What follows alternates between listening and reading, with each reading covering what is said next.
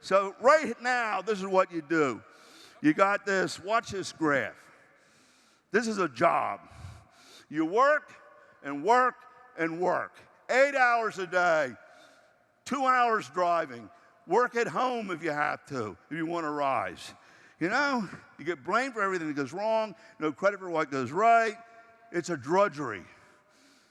You know, you drive into work, you know, the bell rings, you clock in, you do your stuff, you get blamed for everything that goes wrong, credit for nothing that goes right. You come back home, you know, you're tired, you do whatever you got to do, eat. Next day you come back in, back and forth. You know, this is you. 1 year, 2 years, 3 years, 4 years, 5 years, 6 years. You just keep going. After a while, you got a rut so deep, have no dreams, no hopes. You're like a conditioned dog. All they got to do is push the dirt in, and you're dead. But you're not dead. So you keep doing it. Back and forth. Back. You don't even need to know your way to work. The car goes automatically. You got the red lights timed down to the second. You know to slow down or speed up so you don't catch it. You pull up the red light, the same people there every day. Hey, how you doing? Right? And so you'll get to a point, maybe 65 grand. They call that a professional income in the government statistics. You ever notice I love numbers and I love statistics. It's like Warren Buffett. He likes to play with numbers and see where he can leverage them, and boom, that's what we're doing. Okay, so at any rate, you get half pay at the best. Now, it took you 45 years to get to the point where you could retire, and you got to retire on $2,894 Social Security, or if you have a pension and it didn't go up in smoke, half pay at the best. You couldn't live on full pay. How are you going to live on half pay? Come on, tell me. You wait your whole life.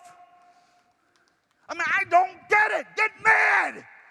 Get pissed off before your life goes away. Do you get mad at me because I'm emphatic? I'm trying to help you. So that's what happens.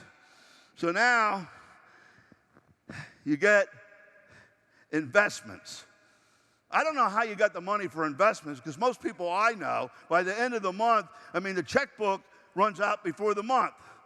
So where are you going to get the discretionary income to invest? And when you do invest, with the topsy-turvy markets and the manipulation that goes on, you're more likely to lose that money than to keep it, unless you watch it yourself and know what you're doing. True or false? So you're going to count on that? Okay. So you're in business for yourself, you'll have a bigger climb, but you got to invest money. And to stop, see, there's 24 hours a day until you're in business for yourself. Right, Dwayne? All of a sudden, every problem is your problem. It don't matter if it's midnight, 2 o'clock in the morning, or 8 a.m. It's all your problem, always. Unless you own an unfranchised, then it's our problem. So you get a certain amount of money, you sell the business, and you lose everything. I'm not going to even get halfway through today. Okay, so at any rate, market America, it goes up. You reach a point where you have freedom, and at any time, you can decide to build it again. So you built 2 or 3 centers because you had a dream.